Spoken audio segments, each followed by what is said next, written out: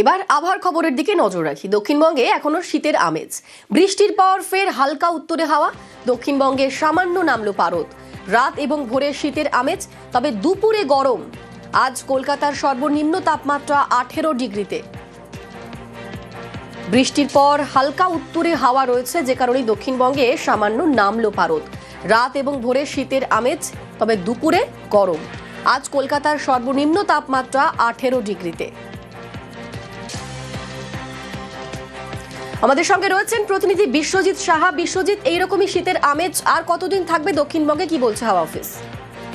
ফেব্রুয়ারি মাসের যে দুটো দিন রয়েছে সেই দুটো দিনেই এই রকম শীতের আমেজ, অর্থাৎ সকালে এবং সন্ধ্যার দিকে হালকা শীতের আমেজ থাকবে এবং বেলা বাড়লে সেই শীতের আমেজটা উধাও হবে। তবে পয়লা মার্চ থেকে আবহাওয়ার পরিবর্তন হবে এবং সোমবার থেকে ক্রমশ পারদ চড়তে শুরু করবে এবং আগামী সপ্তাহে কলকাতার ক্ষেত্রে যে তাপমাত্রা এখনো 18 ডিগ্রির ঘরে রয়েছে সেটা 22-23 ডিগ্রি সেলসিয়াসে পৌঁছে যেতে পারে, এমনই পূর্বাভাস আলিপুর আবহাওয়া দপ্তরের।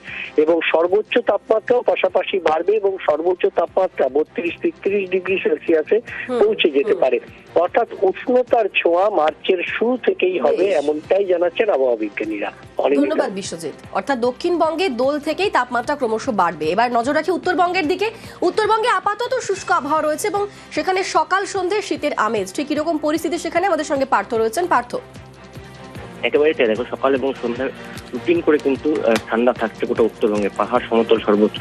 তবে আকাশ মেঘলা রয়েছে সকাল থেকে। পাহাড়ি এলাকায় দার্জিলিং, কার্শিয়াং, কালিম্পং আকাশ কিন্তু মেঘলা রয়েছে এবং হালকা থেকে মাঝারি বৃষ্টিপাতের পূর্বাভাস রয়েছে দার্জিলিং এবং কালিম্পং এর বেশ কিছু উঁচু এলাকায়। সেই সঙ্গে সমতলের জেলাগুলোতেও কিন্তু আকাশ আংশিক মেঘলা থাকলেও মোটের উপর কিন্তু পরিষ্কার এবং বেলা বাড়লেই শুষ্কতা বাড়বে এবং সব মিলিয়ে বেশ মনোরম আবহাওয়া কিন্তু উপভোগ করছেন বেড়াতে আসা পর্যটকেরা। বেশ, ধন্যবাদ পার্থ।